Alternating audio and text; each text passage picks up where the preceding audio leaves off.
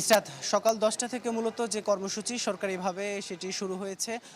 চট্টগ্রামের new market চত্বরে যে জুলাই স্মৃতিস্তম্ভ নির্মাণ করা হয়েছে সেখানে যে জেলা প্রশাসক, মন্ত্রী ছাড়াও সরকারি বিভিন্ন দপ্তরের যে কর্মকর্তারা তারা এসে শ্রদ্ধা নিবেদন করেন। এসেছিলেন জুলাই শহীদ পরিবার, আর এছাড়া এসেছেন জুলাই যোদ্ধারা, সবাই মুক্তিযোদ্ধারা, 1971 সালে মুক্তিযোদ্ধারা সবাই এসে শ্রদ্ধা নিবেদন শেষে এখন এই মুহূর্তে সাধারণ মানুষ যারা শ্রদ্ধা দেওয়ার জন্য আসছেন তারা কিছুক্ষণ পরপর আসছেন, যদিও বৃষ্টি যেটি হচ্ছে সেটির কারণে যে কর্মসূচি যে কার্যক্রম সেখানে কিছুটা ব্যাঘাত ঘটছে। এছাড়া আরও বেশ কিছু কর্মসূচি রয়েছে। চট্টগ্রামের 2 নম্বর গেট বিপ্লব উদ্যানে রয়েছে হেফাজতে ইসলাম সহ যে সংগঠনের বিভিন্ন কর্মসূচি। এছাড়া রয়েছে জেলা শিল্পকলা একাডেমিতে সরকারি যে আলোচনা সভা। এছাড়া জামাত ইসলামী এবং বাংলাদেশ জাতীয়তাবাদী দল বিএনপি, এই প্রতিটি দল যে তাদের যে কর্মসূচি সেটি রয়েছে।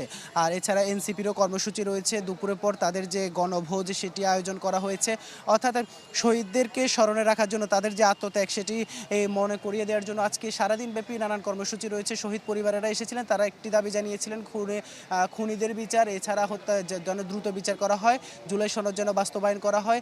এছাড়া তারা যেটি বলেছেন যে আত্মত্যাগের জন্য যে দেশের জন্য তারা জীবন দিয়েছেন সেই স্বপ্নের বাংলাদেশ যেন তারা নির্মাণ করতে পারেন সে প্রত্যাশা তারা জানিয়েছেন। অনেক ধন্যবাদ আপনাকে ইবেন মির যুক্ত হয়েছিলেন চট্টগ্রাম থেকে।